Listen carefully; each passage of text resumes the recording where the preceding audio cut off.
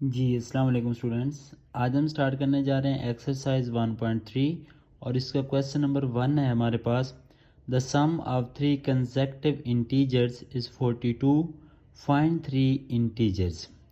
अब इसमें हमारे पास ये बात गिवन है कि हमारे पास 3 इंटीजर हैं और वो इंटीजर कौन से हैं? कंसेक्टिव। कंसेक्टिव का मतलब होता है मुसलसल, कि एक के बाद दूसरा। सपोज दैट अगर हम एक 1 लेते हैं तो दूसरा 2 होगा, फिर तीसरा 3 होगा। तो 3 कंसेक्टिव इंटीजर्स हैं जिनका सम कितना है? 42। तो हमने क्या करना है? हमने वो तीनों इंटीजर फाइंड करने हैं। अब हम लेट कर लेते हैं, let x x+1 and x+2 be 3 consecutive integers। अब हमने सपोज कर लिया कि ये हमारे पास क्या है? 3 कंसेक्टिव इंटीजर्स है। ठीक है। अब according to given condition, condition क्या गिवन है? According to given condition, according to given condition, condition क्या गिवन है? कंडीशन ये है कि इन तीनों कंसेक्टिव इंटीजर का जो सम है वो क्या है? 42। इट्स मीन हम क्या करते हैं? इन तीनों को हम ऐड कर देते हैं, x, x+1 एंड x+2। और ये बात गिवन है कि इनका जो सम है वो कितना है? 42। सम कितना है? 42। हमने ये नंबर फाइंड करने हैं। अब ये x और ये x, अब इन तीनों का कोफिशिएंट ऐड होगा और जिसके साथ कुछ भी नहीं होता उसके साथ कोफिशिएंट क्या होता है? 1। क्या होता है? 1। मीन x एंड x, तो ये क्या बन जाएगा? 3x। 1+2 क्या बन जाएगा? 3 इज इक्वल टू 42। हमने तो x फाइंड करना है, ये +3 है, दूसरी साइड पे जाके क्या हो जाएगा? -3। तो 3x इज इक्वल टू क्या आ जाएगा? 39। तो हमारे पास x क्योंकि अननोन है, इसका मैं नहीं पता, तो ये 3 मल्टीप्लाई इधर आके क्या हो जाएगा? डिवाइड। तो अब यहाँ पे हमारे पास ये एक नंबर निकला 13। कितना निकला? 13। अब हमने सपोज कितने कंसेक्टिव नंबर्स किए थे? 3। तो इसका मतलब क्या हुआ कि हमारे पास जो फर्स्ट इंटीजर निकला वो क्या निकला? फर्स्ट इंटीजर वो हमने निकाल लिया x। क्या निकाल लिया? x मीन कितनी वैल्यू आ गई? 13। तो सेकंड इंटीजर जो हमने सपोज किया था वो हमारे पास क्या था? x+1। क्या था? x+1। क्योंकि x की वैल्यू ये हमारे पास क्या निकली है? 13। तो x में पुट कर देंगे तो जो दूसरा कंसेक्टिव इंटीजर वो हमारे पास क्या निकलेगा? 14। फिर हमने थर्ड कंसेक्टिव इंटीजर फाइंड करना था। Third consecutive integer, third consecutive integer, तो वो हमारे पास क्या था? x+2। तो x हमने क्या फाइंड किया? x हमने फाइंड किया है 13। तो 13+2 आंसर विल भी क्या आ जाएगा? 15। क्या आ जाएगा? 15। तो अब यहाँ पे देख लें कि x+1 और x+2 ये 3 कंसेक्टिव इंटीजर हमने लिए थे। इसमें x क्या था? अननोन था। x क्या था? अननोन, जिसका हमें नहीं पता था। तो हमने x फाइंड किया, फिर हमने उसको क्या किया? पहले x आ गया, फिर x+1 14 बन गया और x+2 हमारे पास ये क्या बन गया? 15।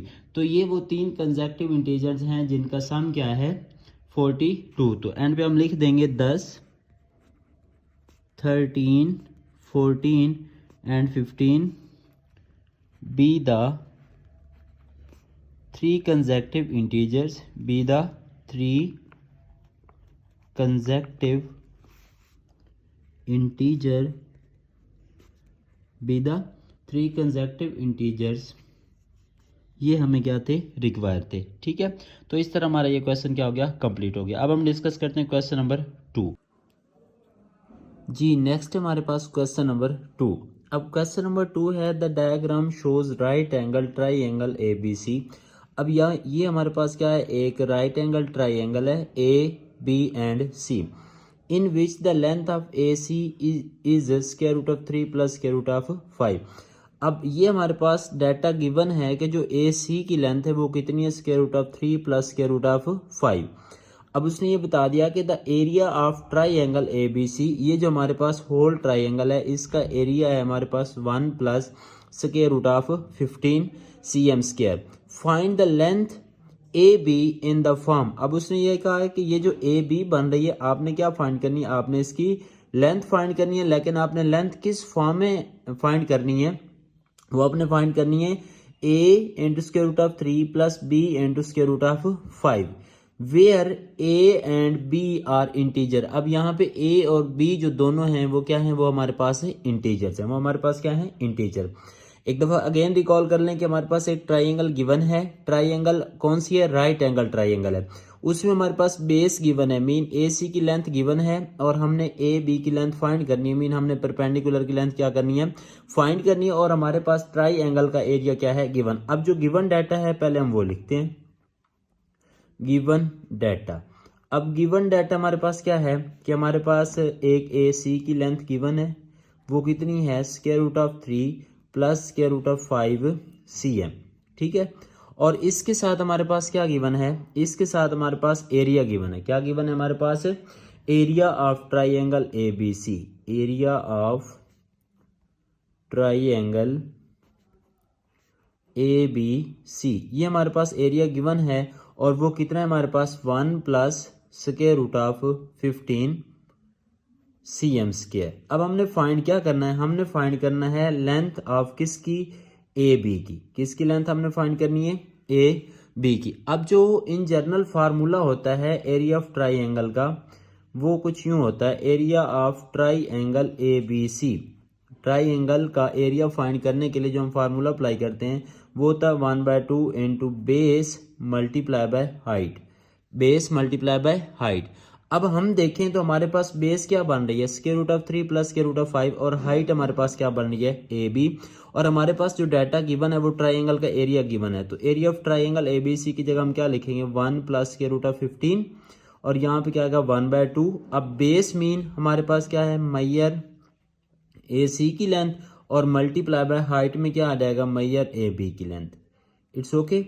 अब देखिए ये 2 हमारे पास क्या हो रहा है यहाँ पे डिवाइड, इसको पहले हम यहाँ पे मल्टीप्लाई कर देते हैं, 1 plus square root of 15 is equal to, अब ए सी की वैल्यू, ये जो ए सी है ये हमारे पास गिवन है, इसकी लेंथ कितनी है, square root of 3 plus square root of 5।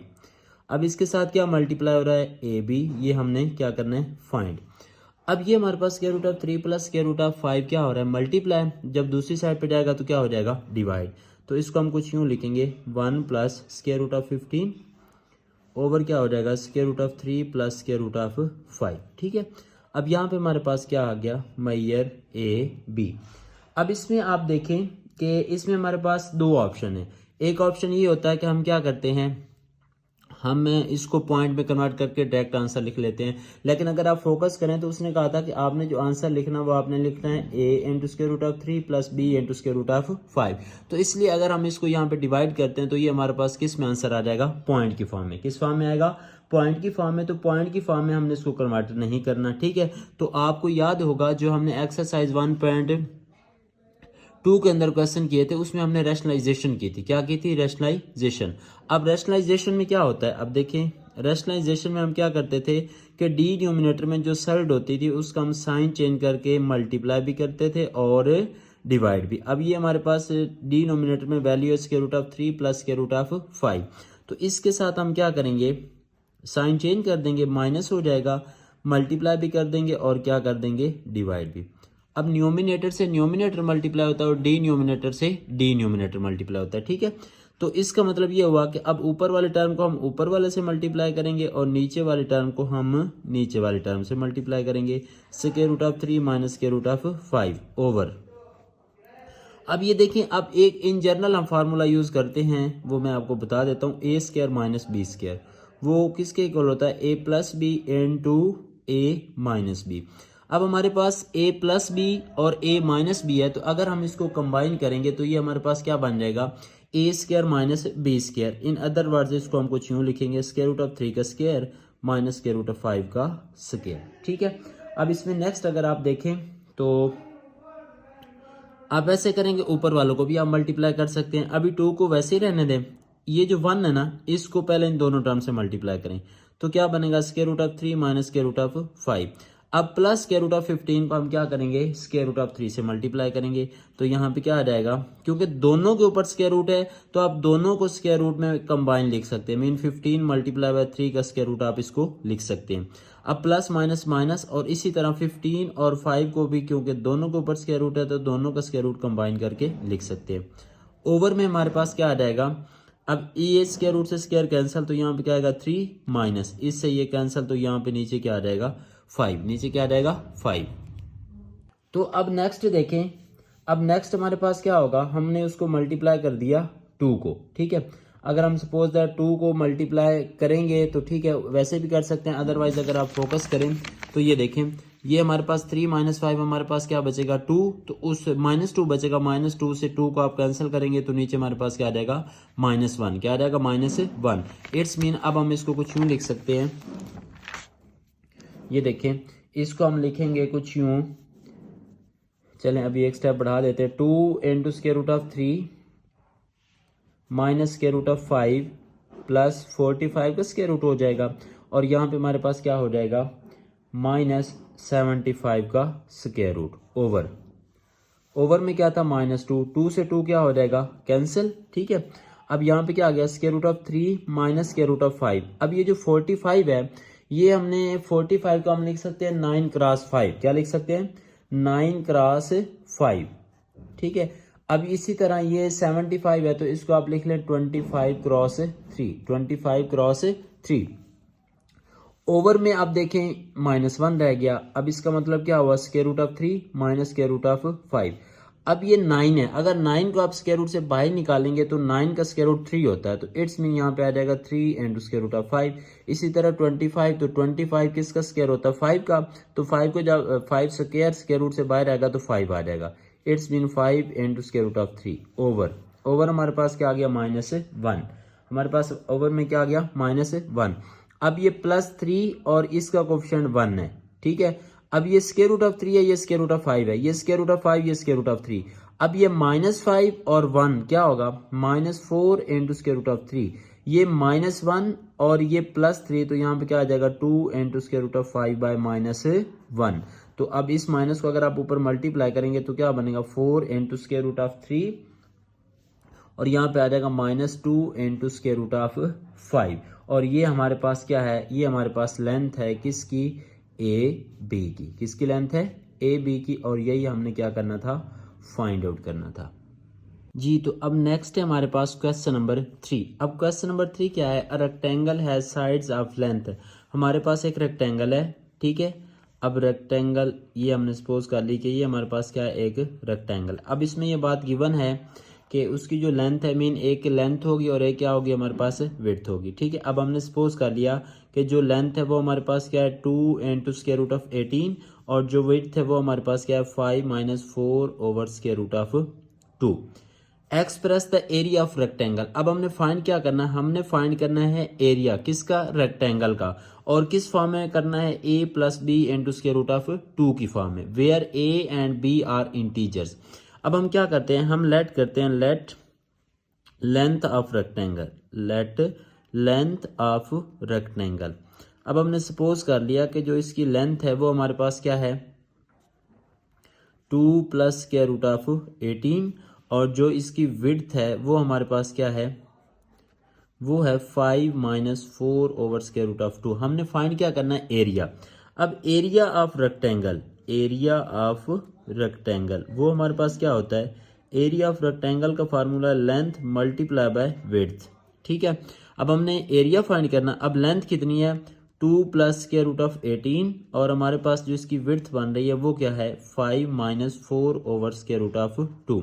अब हम क्या करेंगे, इन दोनों को हम मल्टीप्लाई, क्या करेंगे इन दोनों को मल्टीप्लाई, इन दोनों को अगर हम मल्टीप्लाई जी। तो नेक्स्ट देखिए, अब फार्मूला क्या था लेंथ मल्टीप्लाई बाय विड्थ, तो हमने क्या किया ये लेंथ लिख दी और ये क्या लिखी विड्थ।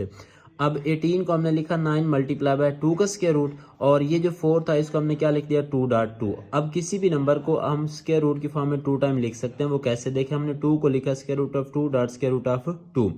अब देखें अगर हम इसको वापस 2 में ले आना चाहें तो दोनों मल्टीप्लाई हो रहे हैं, स्क्वायर आ जाएगा, स्क्वायर से स्क्वायर रूट कैंसिल हो तो वापस क्या आ जाता है 2।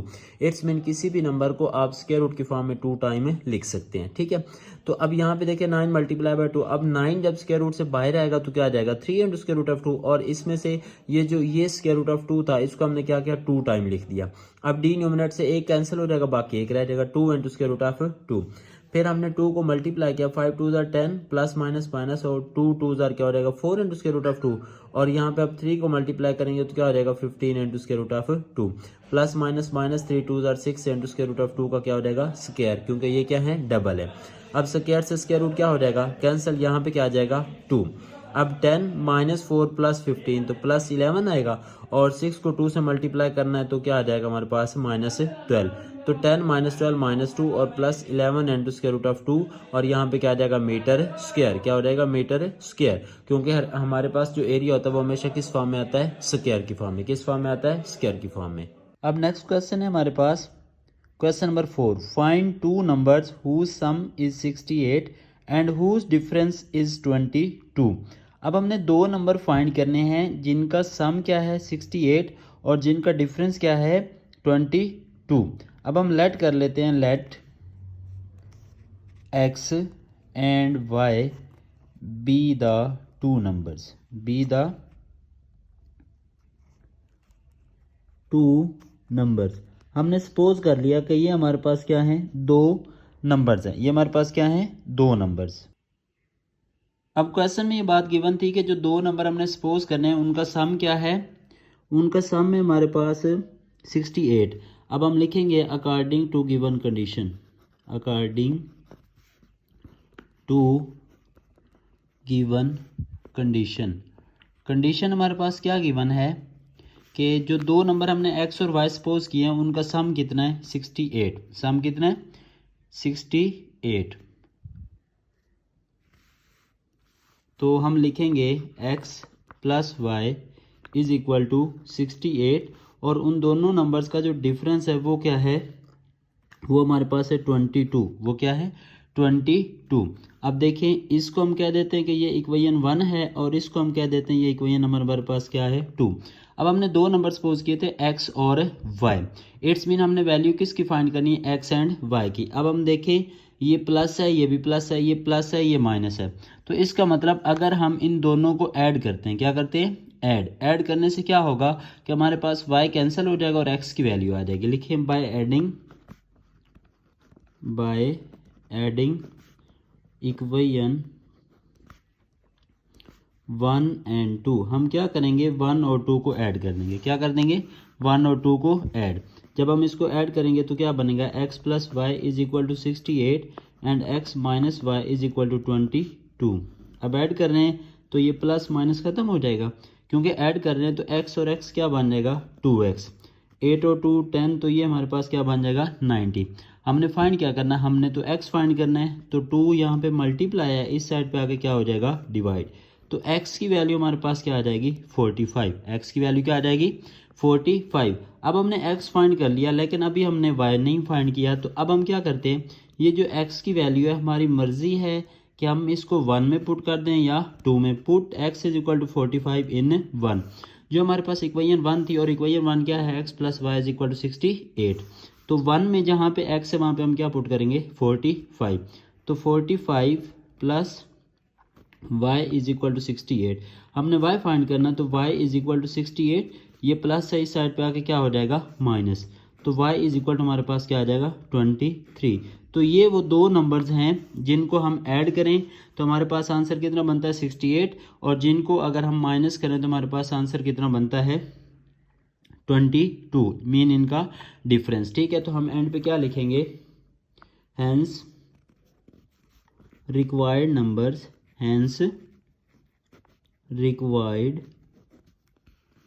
नंबर्स आर, कौन कौन से हैं, hence required numbers are 45 and 23। अब अगर आप इसको वेरीफाई करना चाहें तो देखिए 25 और 23 को ऐड करें तो 68 बनता है, और 25 में से 23 को माइनस करें तो आंसर क्या आता है 22। तो ये क्वेश्चन हमारा कंप्लीट हुआ। अब इसके रिलेटेड हमारा जो नेक्स्ट क्वेश्चन है वो है हमारा क्वेश्चन नंबर जी, तो नेक्स्ट है हमारे पास क्वेश्चन नंबर 5। अब क्वेश्चन नंबर 5 को करने से पहले कुछ फार्मूलाज हैं उनको डिस्कस करना ज़रूरी है। टेम्परेचर कन्वर्जन, अब इसमें यह है कि हम टेम्परेचर को चेंज कैसे करते हैं। ठीक है, अब अगर टेम्परेचर ये देखें, के मीन केल्विन और सी मीन डिग्री सेंटीग्रेड और एफ मीन क्या होता है, फ़ारेनहाइट। अगर टेम्परेचर हमारे पास डिग्री सेंटीग्रेड में उसको केल्विन में चेंज करना तो ये फार्मूला अप्लाई करेंगे, अगर टेम्परेचर फ़ारेनहाइट में उसको सेल्सियस में करना तो ये फार्मूला, और अगर हमारे पास टेम्परेचर सेल्सियस में और उसको फ़ारेन में चेंज करना तो ये वाला हम फार्मूला अप्लाई करेंगे। ठीक है, अब हमारे पास है क्वेश्चन नंबर 5। अब क्वेश्चन नंबर 5 क्या है, the weather in Lahore was unusually warm during the summer of 2024। The TV news reported temperature as high as 48 degree centigrade. अब हमारे पास जो टेम्परेचर गिवन है वो किस में है, वो डिग्री सेंटीग्रेड में है, और वो है हमारे पास कितना, 48। कितना है हमारे पास, 48। ये हमारे पास टेम्परेचर गिवन है। ठीक है, 48 डिग्री सेंटीग्रेड। उसके बाद अब हमारे पास नेक्स्ट उसने क्या कहा, उसने कहा कि आपने ये फार्मूला यूज़ करना है, Fahrenheit is equal to 9/5 Celsius plus 32। Temperature हमने फाइंड करना फ़ारेनहाइट में, किस में फाइंड करना है, फ़ारेनहाइट में। तो ये फार्मूला क्वेश्चन में लिखा हुआ है कि इसको हमने यूज़ करना है, तो इसको हम कैसे यूज़ कर सकते हैं, F is equal to 9/5 C plus 32। अब हमारे पास टेम्परेचर सेल्सियस में गिवन है और वो हमारे पास क्या है, वो है 48।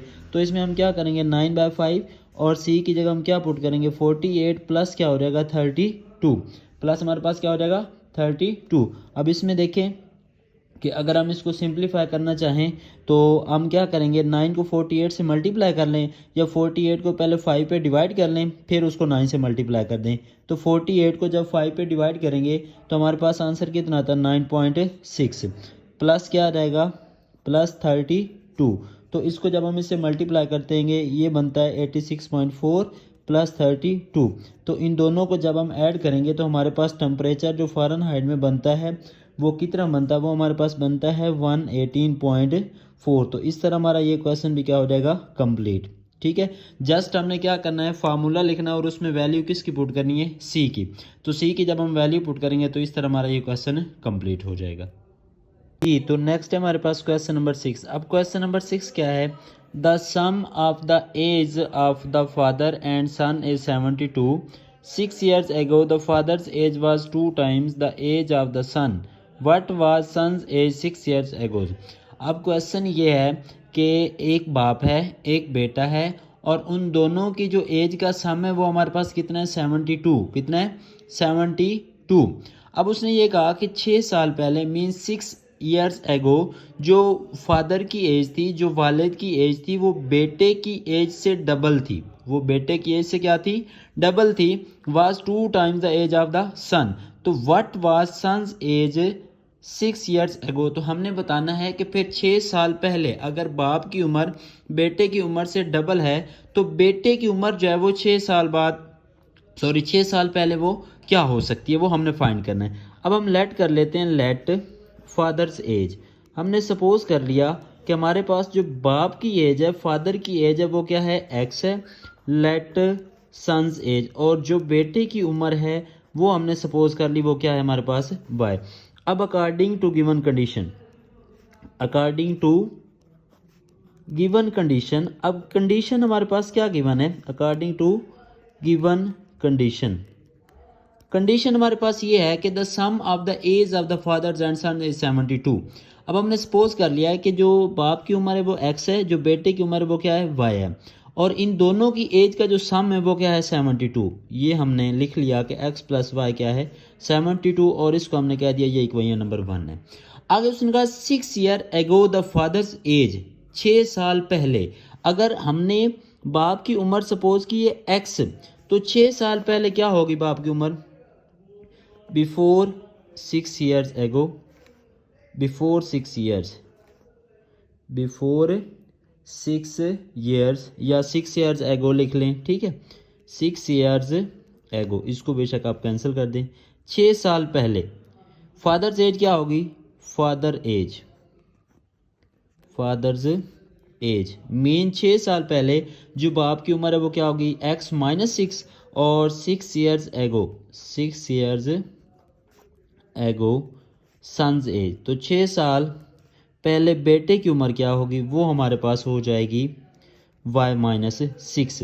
अब कंडीशन क्या है, कंडीशन ये है कि बाप की उम्र 6 साल पहले बेटे की उम्र से 2 गुना ज़्यादा है, मीन डबल है। तो इट्स मीन अब बाप की उम्र कितनी है, x माइनस 6, ये 6 साल पहले की बात हो रही है।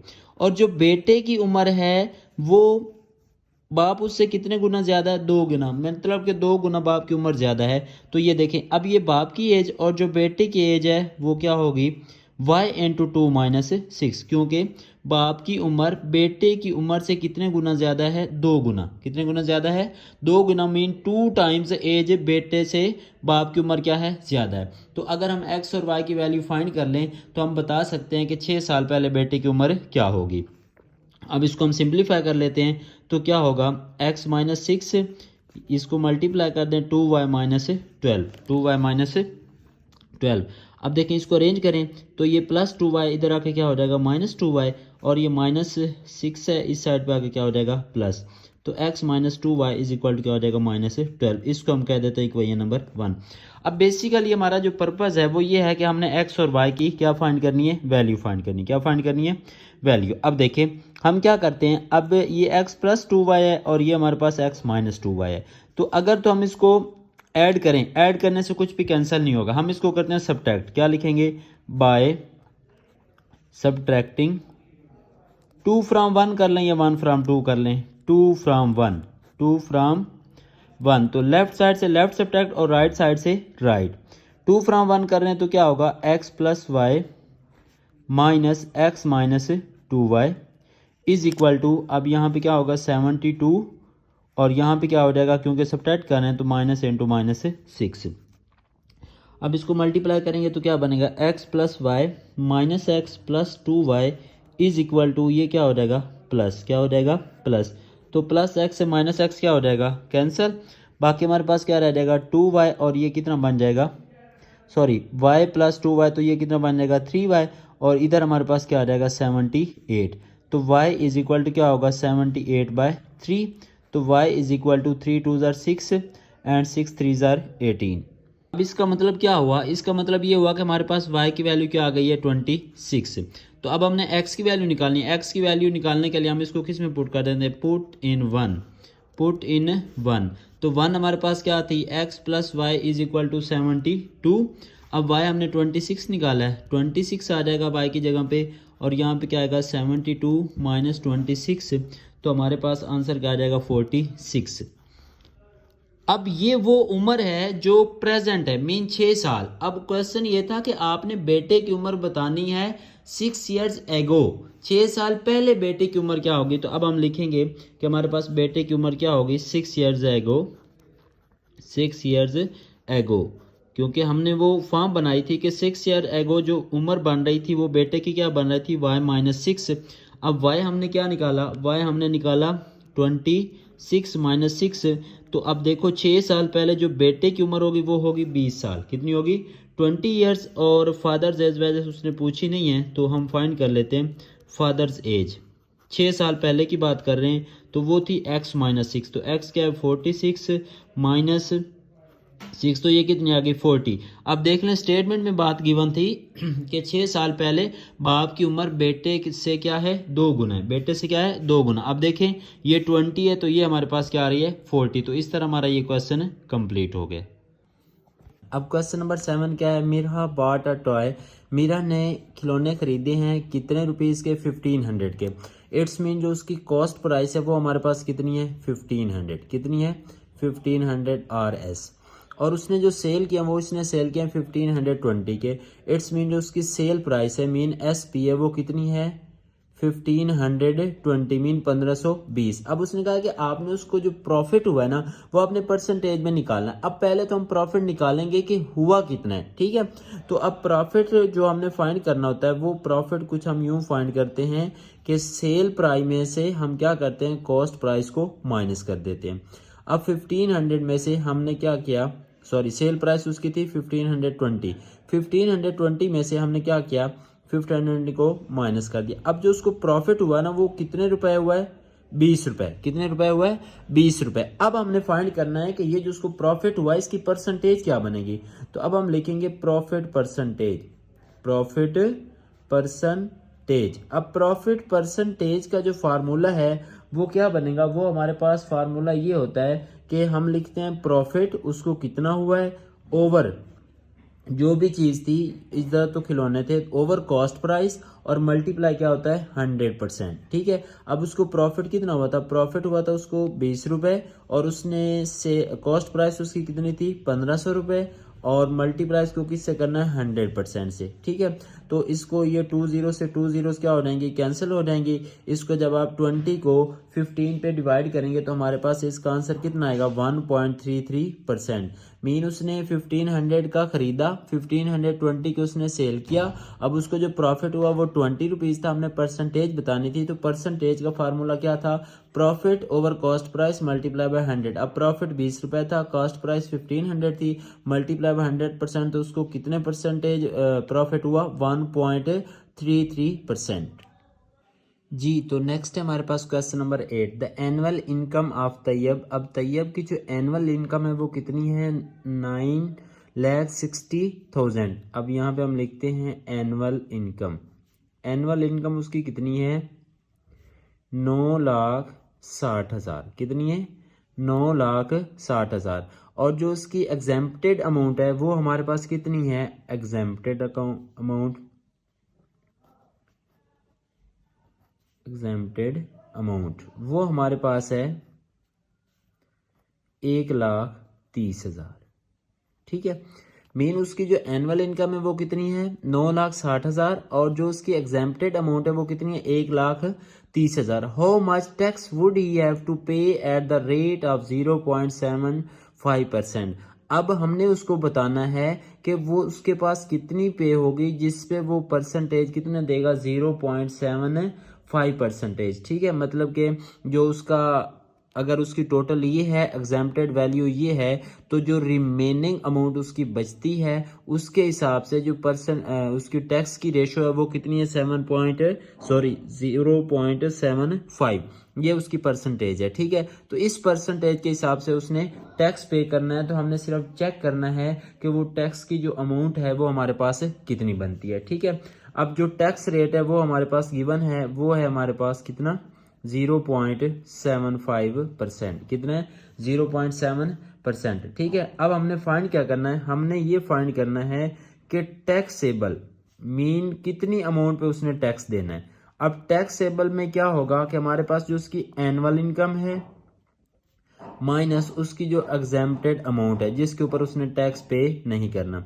अब एनुअल इनकम उसकी थी 9,60,000, और एग्जेम्प्टेड अमाउंट है उसकी 1,30,000। ठीक है, अब जो उसकी रिमेनिंग अमाउंट बच जाती है वो हमारे पास बचती है 8,30,000। कितनी बचती है 8,30,000। अब इसके ऊपर उसने क्या करना है, टैक्स पे करना है, इसके ऊपर उसने क्या करना है टैक्स पे करना। अब जो टैक्स उसने पे करना है वो टैक्स की अमाउंट कितनी बन सकती है, टैक्स अमाउंट। ठीक है, हमने जस्ट क्या करनी है टैक्स की अमाउंट फाइंड करनी है, तो परसेंटेज क्या है 0.75% उसने क्या करना है इस अमाउंट का पे करना है। ठीक है, ऑफ टैक्सेबल इनकम के जो उसके पास रिमेनिंग अमाउंट बची उसके ऊपर उसने कितना टैक्स पे करना 0.75। कितना पे करना 0.75। तो हम क्या करेंगे, हम 0.75% को मल्टीप्लाई कर देंगे किससे 8,30,000 से। ठीक है, तो ये कितना हो जाएगा 0.75 परसेंटेज खत्म होगा तो डिवीजन में 100 आ जाएगा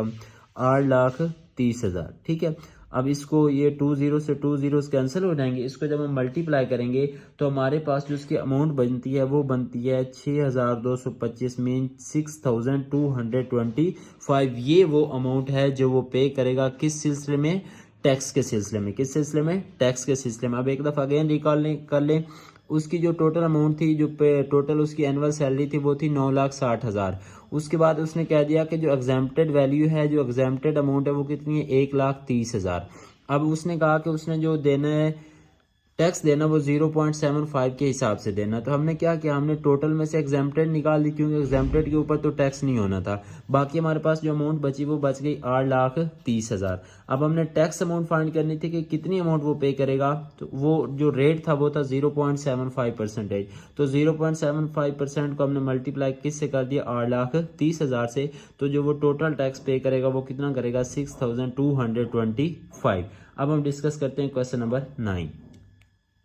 जी। तो नेक्स्ट हमारे पास क्वेश्चन नंबर 9। अब क्वेश्चन नंबर 9 है, find the compound markup on rupees 3,75,000 3,75,000 for 1 year eight the rate of 14%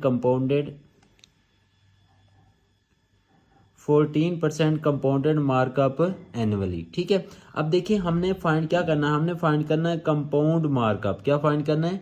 compound markup. अब कंपाउंड मार्कअप हमारे पास क्या होगा? कंपाउंड मार्कअप हमने फाइंड करना है कितनी अमाउंट पे? 3,75,000 पे।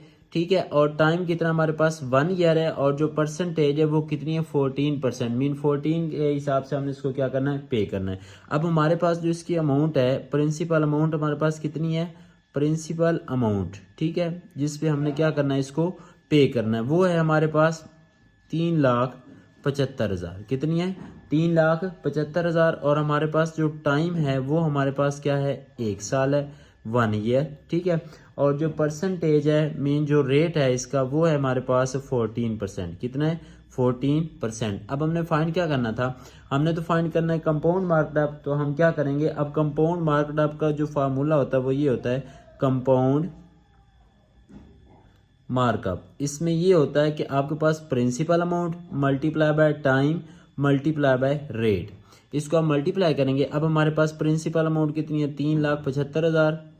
और टाइम कितना है? 1 ईयर है। और परसेंटेज कितनी है? 14% है। तो 14 बाय क्या हो जाएगा? 100। इसको जब हम सिंप्लीफाई करेंगे तो ये हमारे पास आंसर आ जाता है 12,500। 12,500 मीन जो हमारे पास कंपाउंड मार्कअप होगा वो कितना होगा? 12,500। तो इस तरह हमारी ये एक्सरसाइज कंप्लीट हुई। इंशाल्लाह नेक्स्ट लेक्चर में हम डिस्कस करेंगे इसकी रिव्यू एक्सरसाइज।